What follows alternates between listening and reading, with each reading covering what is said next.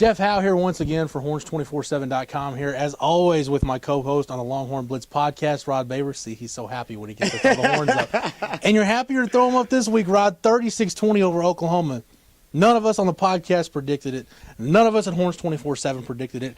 None of you watching this video predicted it, but somehow, some way, the Longhorns found a way to get it done. And even if you did predict the Longhorns are going to win, you didn't predict they were going to put an old biblical-style butt-whipping on these Sooners the way they did. They dominated every phase of the game. I don't remember this team playing a game that good in the last 3 years, let alone this year. You'd have to go back to that 2009 season. This really reminded me of that 2008 Missouri game. I mean, that was the last time that Texas was this dominant, this nasty, this physical, this violent in every phase of the game. Offense, defense, special teams.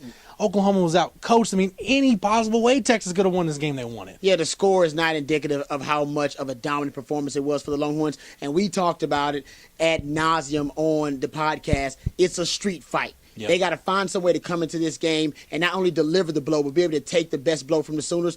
They didn't take many blows from the Sooners. They were just out there delivering haymakers on the Sooners. And a street fight is always won in the trenches, the line of scrimmage. You talked about it. This is the game that most resembles an SEC. It's a line of scrimmage battle without question. And we dominated the line of scrimmage on both sides of the ball.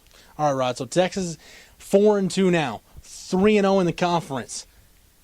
This team winning out, we've joked about it. We've talked about it. Yeah, it's possible, but it's improbable.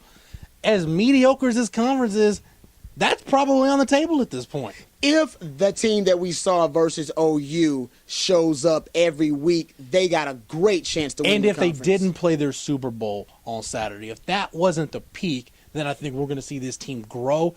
And heck, who knows, maybe they will be 10-2 at the end of the deal if that wasn't their Super Bowl and they can take this and build on it. Yeah, no question. Hey, got to give props to Case McCoy. Not only did he go out there and show some moxie, he said he knew it was a legacy game. He get out there and showed that McCoy magic. He's got something. I don't know where he pulls it out of, but he's got something. He earned a lot of respect today from Longhorn fans. And your team MVP at this point in 2013 through 6 games might be Greg Robinson, because that defense that was on the field on Saturday, I haven't seen that Texas defense in a long time. Since the guy who's the head coach of Florida now, since he was coaching the defense. Invasion of the body snatchers. I don't know who they were. We didn't talk about missed tackles. We didn't talk about a lack of attitude. They had it all, and they had swagger out there. No bad angles, fundamentally sound, and they were violent when they got to the football. Where have those guys been all year? I don't know. But like you said, Greg Robinson, now you're seeing his fingerprints on that defense, and maybe that's what it is. It just took a little bit longer than expected to see those results.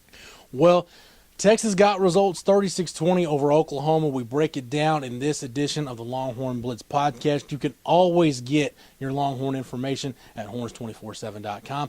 And don't forget to catch Rod B every day on the Sports Buffet, Sports Talk AM 1300 The Zone from 2 to 7.